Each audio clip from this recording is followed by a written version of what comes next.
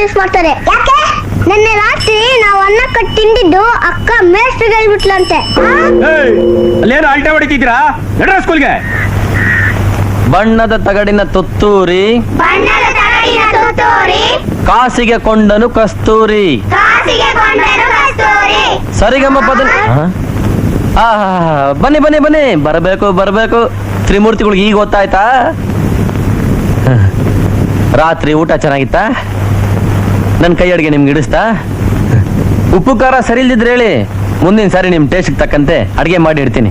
Sir, ಗುರುಗಳೇ ಮನೆಯಲ್ಲಿ ಕಡಿಯೋದು ತಪ್ಪು ಕಣ ಅಂತ ನಾನು ಹೇಳಿದೆ ಸರ್.